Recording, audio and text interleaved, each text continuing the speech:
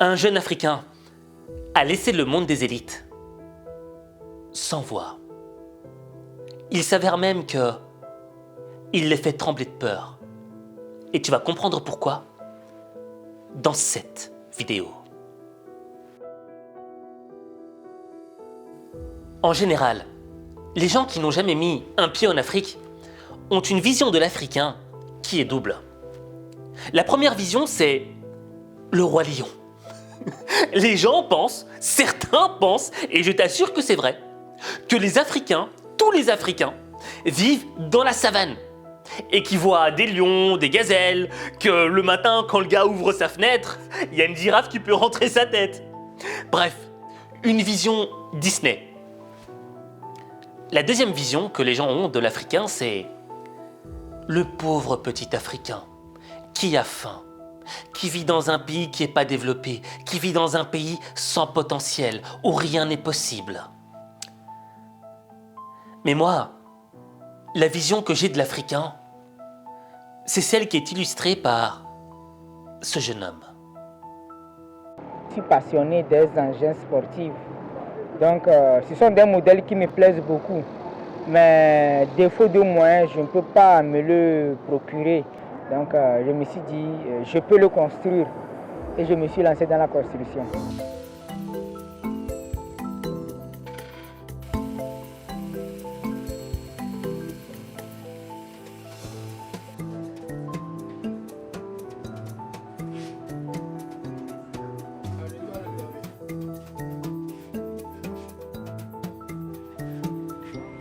La majorité des pièces utilisées, c'est dans les récupérations. Donc, sur cette caisse, vous allez voir des pièces venant des bus. Il y a aussi des pièces venant des titans, des motos, des véhicules.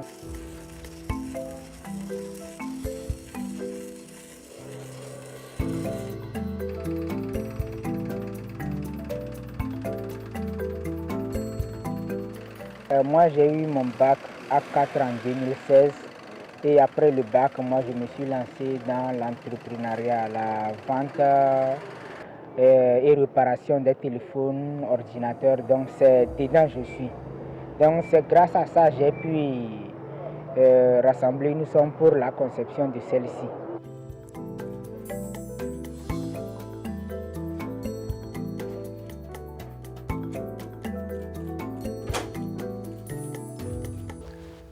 Quand je vois ce jeune homme qui me rend fier, je prends conscience qu'il existe deux types de personnes dans ce monde. Le premier type de personnes, c'est les gens qui attendent qu'on leur donne, qui tendent la main, mendient constamment pour qu'on leur donne quelque chose. Et ça me fait penser à Gad Elmaleh, qui avait raconté une putain d'histoire qui, moi, m'avait laissé sans voix. Il y a un mec à Casa hier qui est venu me voir. Il m'a dit, Gad, je suis un grand fan de toi. Vraiment, c'est génial. Je te suis depuis longtemps. Maintenant, tu fais des tournées aux États-Unis. Là. On est fiers de toi. Je veux te demander une chose que je ne demanderai jamais à personne. Et j'ai rencontré des gens connus dans ma vie, Zama. Mais avec les autres, je ne demanderai jamais. Mais toi, Zama, je sais que je peux te demander. Je sais que tu es Zama Woud Bled ou Adab. Je lui ai dit, vas-y. Il m'a dit, s'il te plaît, achète-moi une voiture.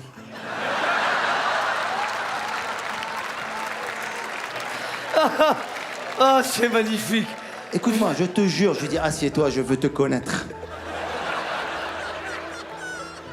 Et il m'a rajouté un truc, jamais m'a rajouté un truc, il m'a tué de rire, il m'a dit, je te jure, si tu fais ça, tu vas pas le regretter. Tu vas pas le regretter. C'est incroyable, quoi. C'est drôle. Mais je sais que cette histoire est vraie et qu'elle existe. Parce qu'il y a des gens qui sont des assistés. Il y a des gens qui attendent qu'on leur donne. Il y a des gens qui sont devenus passifs dans leur vie. Ça me fait penser au fils de 50 Cent, qui réclamait à son père $6700 par mois. Parce que $6700 par mois, c'était le minimum pour bien vivre à New York. Et encore, c'était pas assez. Il s'en plaignait. Il voulait plus. Tu te dis, mais dans quel monde on vit? Et en regardant notre jeune ami africain, tu prends conscience que lui, il n'a pas attendu qu'on lui donne une voiture. Il voulait la voiture, mais il prenait conscience qu'il n'avait pas d'argent pour l'acheter. Et donc, au lieu d'être dans la position du mendiant qui attend qu'on lui donne quelque chose, il a été dans la position de l'homme actif, de l'homme responsable de sa propre vie. Et il a décidé d'aller prendre ce qu'il voulait. Et prendre ce que tu veux, c'est quoi? C'est te bouger les fesses. Et lui, il a regardé sa situation. Ok, j'ai pas de thune pour l'acheter, mais j'ai fait des études, j'ai des connaissances, j'ai un peu de matos ici, j'ai un peu d'argent caché. Eh ben avec ça, je vais construire ma propre voiture. Et il faut du cran pour le faire. Il faut de la confiance en soi pour le faire. Il faut de la technique, de la connaissance. Et ce jeune gars l'a fait. Et je suis sûr que le jour où il a eu cette idée et qu'il en aurait parlé aux gens, tout le monde lui aurait ri à la gueule. Mais il l'a fait. Il a décidé de prendre ses rêves au lieu d'attendre que quelqu'un lui donne la chose dont il rêve. Voilà pourquoi je te dis qu'il existe deux types de personnes dans ce monde. Maintenant, pourquoi ce jeune garçon est un danger pour les élites?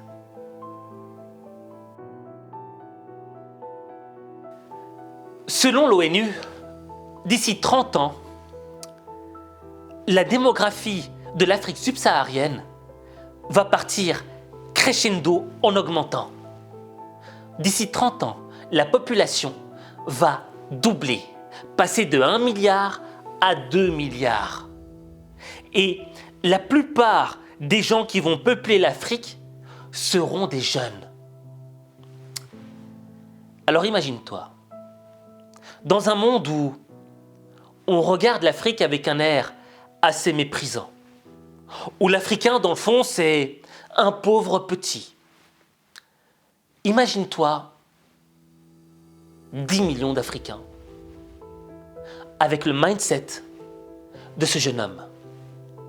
Le mindset du gars qui n'attend pas qu'on lui donne quelque chose, mais qui va prendre ce qu'il veut, qui va prendre le pouvoir pour sa vie. Ça fait trembler les élites. Ça fait peur. Et au fait, la relation Afrique-Chine, Afrique-Europe, Afrique-États-Unis change de paradigme.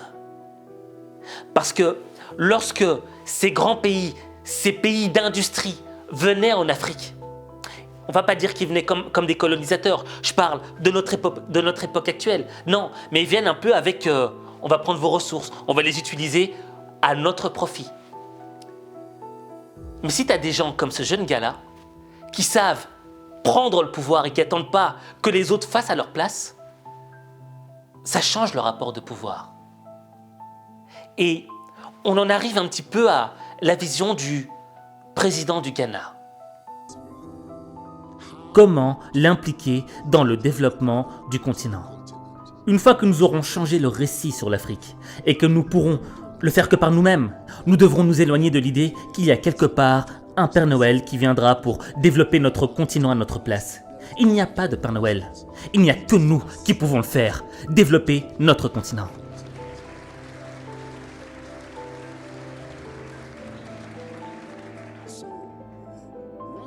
Donc, une fois que cette mentalité sera nôtre et que nous devrons le faire nous-mêmes, nos relations avec les autres deviendront d'autant plus structurées et ponctuelles que nous le voudrons. Nos relations avec la France, avec l'Europe, nos relations avec l'Europe sont naturelles. Vous regardez la géographie du monde. L'Afrique et l'Europe sont des partenaires naturels. Il y a cette petite bande d'eau de la Méditerranée qui nous sépare, c'est tout. Donc, quand vous regardez cela et que vous regardez aussi l'histoire qui s'est déroulée entre l'Afrique et l'Europe, c'est une relation naturelle et une alliance naturelle, mais une relation qui doit être différente de la relation que nous avons eue précédemment. Pourquoi est-ce que je dis ça? Cette relation a enrichi l'Europe, mais n'a pas enrichi l'Afrique. Nous devons donc changer cette dynamique. Et nous pouvons le faire qu'en prenant les mesures appropriées pour notre avenir. Au fait, si chaque Africain décide d'avoir le même mindset que ce jeune homme, eh bien, le rapport du partenariat à l'Afrique sera un rapport d'égal à égal. Et ça, hélas, ça va en déranger beaucoup. Et je pense que tu peux te faire une idée de qui je parle.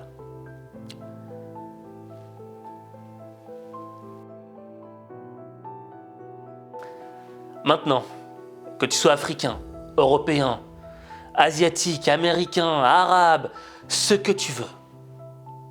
Ce qui compte, c'est pas l'endroit d'où tu viens. Ce qui compte, c'est le mindset que tu vas développer dans ton esprit. Est-ce que tu vas développer un mindset de perdant, de personne qui attendent qu'on lui donne quelque chose, de la personne qui réclame? Ou est-ce que tu vas avoir le mindset de la personne qui décide de prendre sa vie en main, de ne pas attendre que les autres lui disent « vas-y, fais-le ». Quand tu décides d'adopter le mindset des gens qui prennent, c'est là que tu vois que ta vie commence à se transformer. Mais ta vie, il n'y a que toi qui peux la transformer. Il n'y a que toi.